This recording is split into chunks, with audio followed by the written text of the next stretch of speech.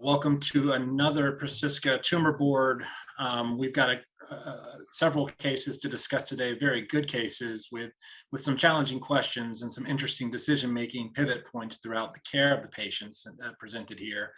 I just want to start with some introductions before we get started. I'm Dr. Benjamin Levy, and I'm associate professor at Johns Hopkins School of Medicine. I'm a lung cancer specialist and also the clinical director for the Johns Hopkins Sidney Kimmel Cancer Center at Sibley Memorial Hospital in Washington, D.C. We'll just briefly go around and I'll allow each of you to introduce yourself. So I'll start with Dr. Keston. Yes, I'm Larry Keston. I'm a radiation oncologist. I'm a clinical professor at Wayne State University in Michigan. I work for Genesis Care, and I am the medical director of radiation oncology in the Michigan region. I also am the director of, I'm the chair of thoracic radiation oncology for the American Board of Radiology. Hi, I'm Dr. Jack West. I'm a medical oncologist focused on thoracic oncology. I work as an associate professor at the City of Hope Comprehensive Cancer Center in the Los Angeles area. Happy to be here. Hi, I'm Michelle Ginsberg. I'm Director of Cardiothoracic Radiology at Memorial Sloan Kettering Cancer Center. And I'm also a professor of radiology at Weill Cornell Medical College and a vice chair for education at Memorial Sloan Kettering Cancer Center in radiology. Hello, I'm Dr. Seth Force. I'm the Kamal A. Mansour Professor of Surgery and Chief of Thoracic Surgery at Emory University Hospital in Atlanta, Georgia. It's a 28-year-old Caucasian female, never smoker, with a history of hemoptysis and recurrent pneumonia, found to have a 3-centimeter mass in the left upper lobe of the lung with a biopsy showing grade 1 carcinoid. No evidence of disease on PET scan. So we're moving back over to Dr. Force. What is the optimal surgical approach and surveillance strategy for a completely resected grade 1 carcinoid tumor? Let me just present it real quick. Patient presented with hemoptysis and recurrent pneumonia, ECOG performance status 0, medical history consistent with recurrent pneumonias, ADHD, never smoker, social alcohol use, no illicit drug use, family history with no significant cancer history. Patient has a CT scan in November 2021 that shows a lobular 3.5 centimeter heterogeneous low attenuation lesion within the proximal bronchi of the left upper lobe with collapse of the left upper lobe. PET scan confirms this 3-center mass, which obstructs the left upper lobe bronchus. SUV is 4.6. There's no evidence of any adenopathy. Patient has a bronchoscopy that shows typical carcinoid, grade 1, with a Ki-67 of less than 3%. Thoracic surgery evaluation pending. So, Dr. Ginsberg, just the images here. So on your right-hand side, you see the CT images from the PET CT, and that demonstrates the left upper lobe collapse. And centrally, we see a mass, which is FDG avid, measured 3.5 centimeters. So this is pretty typical for left upper lobe collapse due to an obstructing central mass.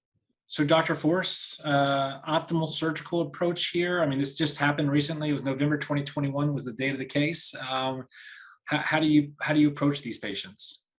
Sure. So the optimal surgical strategy is complete resection. We know that these are low-grade tumors, but as I point out to all my patients, they are malignant tumors and they can metastasize and spread.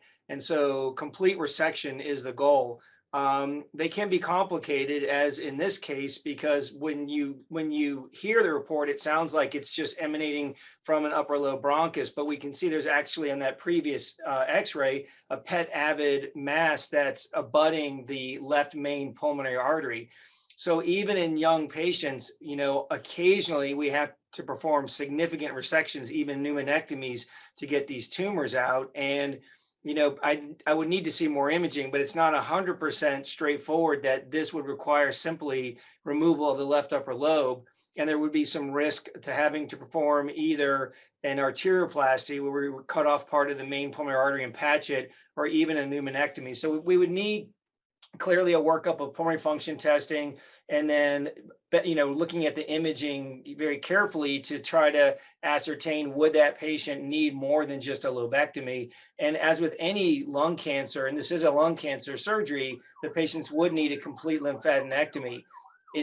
as we can talk about, it doesn't necessarily guide any adjuvant therapy recommendations, but it does guide, how we would evaluate these patients and follow them, down the road. If it turns out that it's a stage 1 carcinoid tumors, I do not follow these patients as closely as other lung cancers, non-small cell lung cancer. So typically I will move pretty quickly to yearly imaging. And these are patients that I will stop, surveilling at some point. She's very young. So we know that some patients are at risk for getting multifocal neuroendocrine or carcinoid tumors. There's a disease called DIPNIC, or diffuse pulmonary neuroendocrine cell hyperplasia. And if there was evidence of that on the pathology, those patients are at risk for developing other carcinoid tumors throughout their whole life. So she may need to be on some type of lifelong imaging. It could be every several years. And as Dr. Ginsburg pointed out, that could be done with low dose CT scans. But complete surgical resection would be the strategy. Great. Nice summary. Just briefly, Dr. West and Dr. Keston. Dr. Keston, any role for adjuvant, any scenario where you would offer adjuvant radiation in these cases? If there were a positive margin and known residual disease in that location, then, but that's normally not going to be the case for a situation like this. But if there was a positive margin, I would add postoperative radiation treatment for a case like this. Sometimes we see these more in, sometimes elderly patients, and we have to do SBRT instead of surgery because the patient is inoperable for some reason. But, like Dr. Force said, these are malignant tumors. This patient's only 28 years old. So she's got a long life expectancy. You do not want to treat this with radiation. You would want to treat it with surgery, absolutely, for sure. If there were definite residual, I would add postoperative radiation treatment. But if they're short of that, no role for adjuvant. Dr. West, just briefly, any role for adjuvant treatment for these patients with carcinoid, even if it's lymph node positive at the time of resection?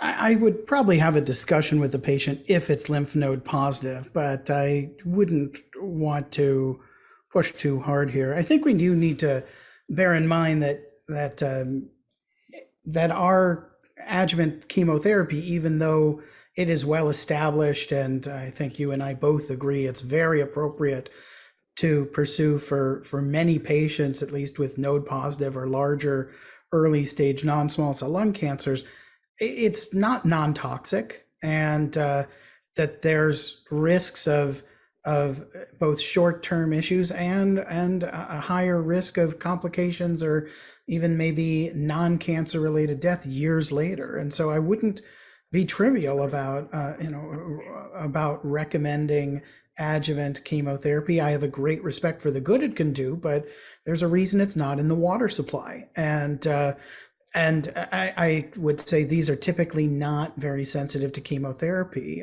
these particular tumors. So I'd be cautious about it. I always think that there's a place to individualize with an informed patient and certain circumstances, but as a general rule, it would not be something I would favor. Yeah, I would agree with that as well. But these are so tough, even in the advanced stage setting, on how to best treat them. These can met out to bone, and how to best treat these patients in the metastatic setting is often difficult. Yeah. So let me just summarize this recommendations here as we end today's tumor board. Dr. Lee, can I ask one question before we finish up to Dr. Ginsburg? Sure. I was wondering, Dr. Ginsburg, if you could comment on the role of dotatate PET imaging preoperatively and for surveillance follow-up in patients with neuroendocrine. Great question. Well, that depends on the somatostatin receptors and depending what kind of tumor it is. So in ones that do have a high level, it would be useful. But if the tumor doesn't, then it's not as useful. Yeah, this comes up quite a bit in our calls as well on how should they be used in the surveillance setting or not. So I'm glad, Dr. Force, you brought that up. So let's just summarize this case. Certainly, after careful review of the imaging and pulmonary function tests, one would want to offer complete resection. Thoracic surgeon either with a left upper lobectomy, but potentially it could move to a pneumonectomy, and you'd want to do a complete lymphadenectomy during that time of surgery, and then subsequently thereafter offer yearly imaging. Are there any parting shots at this case? I think, one thing different about these tumors, and we kind of talked about, is that we will frequently be asked to even operate on people who have advanced typical carcinoid tumors from the outlet. And I've even operated on people with stage 4 typical carcinoid tumors when they had a dominant metastatic lesion that was, at risk of causing some type of vascular pathology, hemoptysis, things like that. So they're a very different patient who, even with, as we know, with advanced stage cancer, can live for years and years and years and years. And surgery, kind of like thymomas, even has a role in advanced stage cancers. Yeah, we've had several cases like this recently that are discussed. So also a very good point. The role of surgery, even in the advanced stage setting, I think is something to think about for these patients, given how long they live.